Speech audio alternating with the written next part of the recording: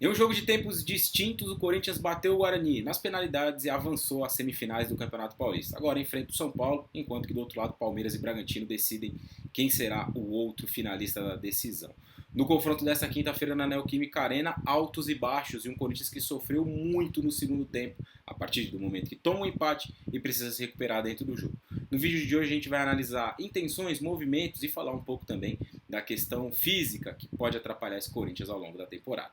Fala galera, tudo certo? Estou chegando para mais um vídeo aqui no canal do Taticamente Falando. Hoje a gente conversa sobre Corinthians e Guarani com um viés mais específico para o time corintiano, né? Olhando um pouco mais para a equipe do Vitor Pereira, que vai se construindo, são poucos jogos, né? Hoje foi só a quinta partida, não dá para fazer uma cobrança muito exagerada em cima do trabalho, e o trabalho tem uma direção muito clara, intenções interessantes, mas tem outros pontos que até fogem um pouco mais da questão tática, que tem deixado um pouco a desejar. Para ajudar a gente nessa análise, vou subir aqui o campinho e mostrar o posicionamento, né, de saída do Corinthians. O Corinthians jogou nesse 4-1 ou 4-3-3, vai, 4-1-4-1 ou 4-3-3 de praxe, né, e desde que chegou o Vitor Pereira, a única mudança de fato no time foi a entrada do Gustavo Silva na vaga do Juliano, né.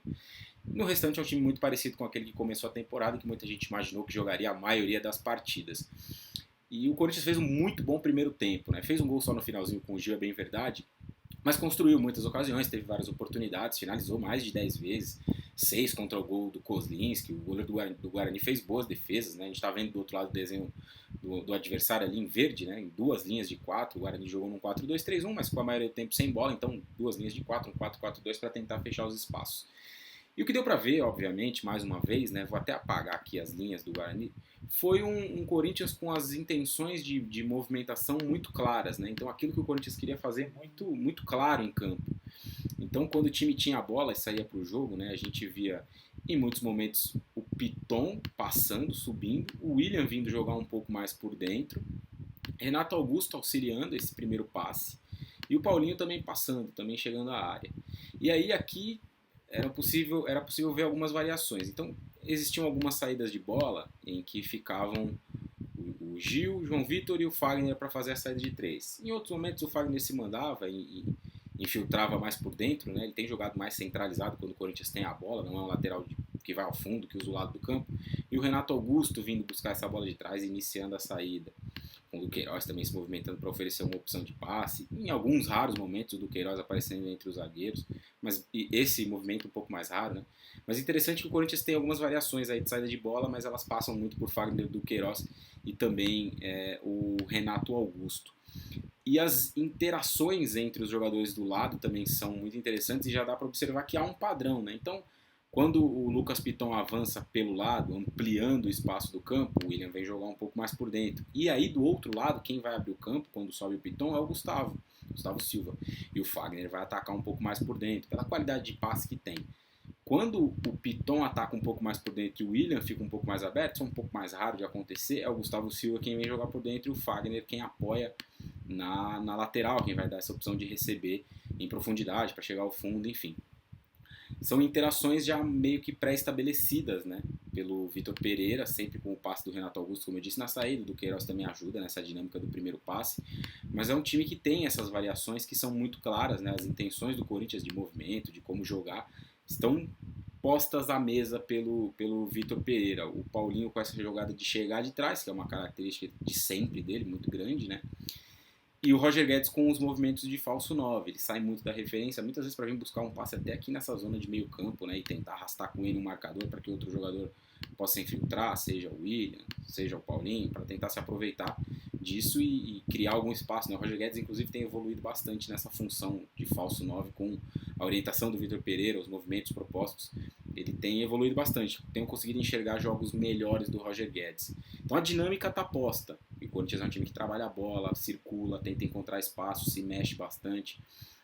Do ponto de vista individual, o Paulinho tem deixado um pouco a desejar ainda, mas os movimentos propostos para ele são bem claros, de ser um cara que vai dar mais profundidade em alguns momentos, até porque o Roger Guedes sai da área, né? Então o Paulinho em alguns momentos é esse cara que vai preencher esse espaço deixado pelo Roger Guedes, mas de uma forma geral é uma dinâmica bastante interessante e tem dado para ver bastante padrão no trabalho do Vitor Pereira. A questão aqui, ou a questão negativa, tem sido outra, né? Então Eu sei que o Corinthians fez um muito bom primeiro tempo, até retirei o campinho aqui da tela e mostrei algumas dinâmicas, né, de como o time tem se comportado, mas a questão é que no segundo tempo dos jogos, ou no segundo tempo desse jogo, foi assim também contra o São Paulo, foi assim contra o Palmeiras também em um determinado momento, o time teve uma queda do ponto de vista de ritmo, uma queda física muito grande. E isso está muito relacionado à idade desses jogadores, né? Então você tem Fagner, Paulinho, Renato Augusto, William, todos jogadores já com mais de 30 anos, né? Gil também na zaga, que tem uma dificuldade maior de manter um ritmo alto de intensidade ao longo de 90 minutos. Claro que todos os jogadores têm, e ninguém vai pressionar lá em cima no campo todo, não vai pressionar lá em cima o tempo todo durante uma partida de 90 minutos. Isso não vai acontecer com o Corinthians, com o Palmeiras, com o São Paulo, para citar exemplos paulistas, né? Isso não vai acontecer com nenhum deles. Mas é muito notável a queda de rendimento que o Corinthians tem tido no segundo tempo dos jogos. Isso está diretamente ligado, na minha visão, a essa questão da idade dos jogadores. Então o Corinthians sofre um gol de empate aos 7 minutos do segundo tempo e não consegue reagir dentro do jogo. Tem a bola, circula de forma lenta, não tem mais intensidade para fazer uma pressão após a perda efetiva, para recuperar e reiniciar o ataque rápido. É um time que vai ter a bola, vai se instalar no ataque e vai girar, mas sem eficiência, sem efetividade, sem conseguir ter velocidade na maioria das jogadas. Então isso foi um problema que chamou muita atenção no jogo de hoje do Corinthians, porque foi uma equipe que, ao passo que tinha movimentações muito claras, mesmo depois do segundo tempo, né, quando perdeu o ritmo e intensidade, os movimentos ainda eram muito nítidos, né? De um lado um lateral mais aberto, do outro um ponta, com um lateral construindo por dentro, o Renato Augusto tentando ser o cara de mais articulação, com a bola nos pés, o Paulinho até mais recuado no segundo tempo, depois entrou o Júnior Moraes no jogo, ainda na ideia de ter um 9 de movimentação, né? Não um falso 9 na sua essência, até pela questão física ele consegue exercer uma movimentação menor do que a do Roger Guedes, que pode ser adaptado com o passar do tempo, mas de uma forma geral foi um segundo tempo que chama muita atenção por esse lado negativo do Corinthians, do time que não conseguiu reagir após o gol. E vai ser um dilema para a temporada toda do Vitor Pereira, porque mesmo padronizando bem o time, como já há um caminho para que isso aconteça, manter um nível de intensidade e de competitividade de ritmo dentro dos jogos em uma sequência de quarta, domingo, quarta, domingo, quarta, domingo, vai ser muito difícil com esses jogadores. O Vitor Pereira vai ter bastante trabalho para pensar soluções, para encontrar variações, outras possibilidades, outros jogadores que possam atuar mais vezes. Talvez o Duqueiroz mais avançado em alguns jogos, na vaga do Paulinho, talvez o Juliano ganhando mais minutos no lugar do Renato Augusto em um ou outro cenário.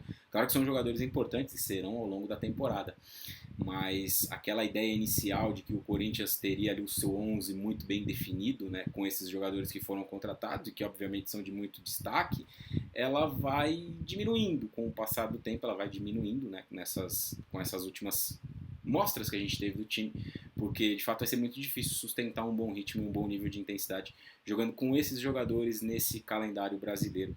Vai ser um trabalho e tanto para o Vitor Pereira, porque no jogo de hoje chamou muita atenção os padrões e a dificuldade física do time no segundo tempo. Pedir para você curtir o vídeo, se inscrever no canal, ativar as notificações, dá uma força pra gente, pega esse link, copia nos grupos de WhatsApp, enfim. Compartilhe o nosso conteúdo com mais pessoas, faça o nosso trabalho chegar a mais gente. Valeu, galera, um abraço a todos e não se esqueçam do nosso lema, leia o jogo. Valeu!